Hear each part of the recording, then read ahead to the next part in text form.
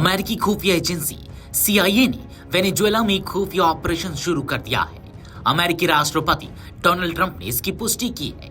कई रिपोर्ट्स में दावा किया गया है कि CIA को वेनेजुएला में गुप्त अभियान चलाने की मंजूरी दी गई है।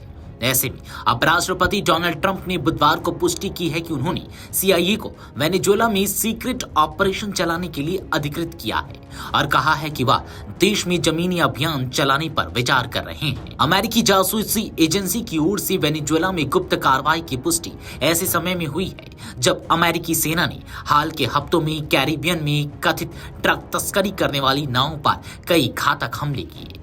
अमेरिकी सेना ने सितंबर की शुरुआत से अब तक कम से कम 5 नौकाओं को नष्ट किया है, जिनमें 27 लोग मारे गए और उनमें से 4 नौकाएं वेनेजुएला से आई थी। बुधवार यानी कि 15 अक्टूबर को ओवल ऑफिस में एक कार्यक्रम के दौरान जब ट्रंप से पूछा गया तो उन्होंने पुष्टि करते हुए इस कदम को उठाने की हामी भरी।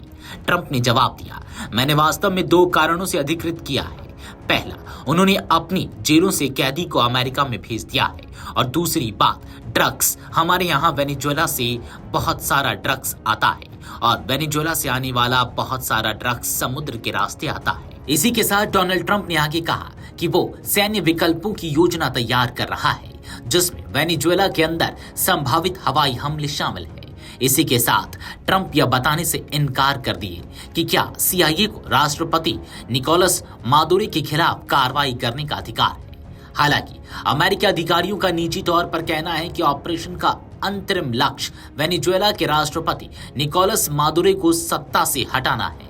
नया आदेश CIA को वेनेजुएला और कैरेबियन में घातक मिशन और सीक्रेट अभियान चलाने की शक्ति देता है। बता दें कि इस महीने की शुरुआत में ट्रंप प्रशासन ने ड्रग कंट्रोल को गैर कानूनी लड़ाके घोषित किया और कहा कि अमेरिका अब उनके साथ सशस्त्र संघर्ष में है और इस सैन्य कार्रवाई को अमेरिका में ड्रग तस्करी को रोकने के लिए एक जरूरी कार्रवाई के रूप में सही ठहराया। ट्रंप प्रशासन ने अभी तक नहीं दिए सबूत। जी हां, इस मामले से परिचित 2 अमेरिकी अधिकारियों के अनुसार ट्रंप प्रशासन ने अभी तक सांसदों को यह साबित करने के लिए सबूत नहीं दिए हैं कि अमेरिकी सेना द्वारा हमले का शिकार बनी नौकाएं वास्तव में नशीले पदार्थ ले जा रही थी।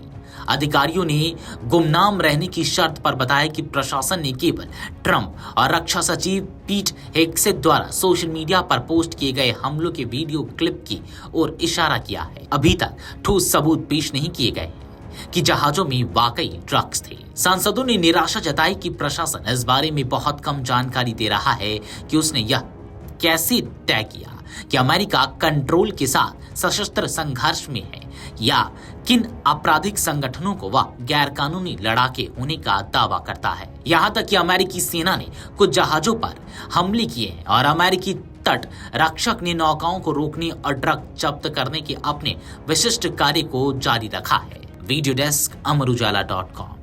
अगर आप ये वीडियो YouTube पर देख रहे हैं तो हमारे चैनल को सब्सक्राइब कर बेल आइकन दबाएं और Facebook पर देख रहे हैं तो हमारे पेज को लाइक करें।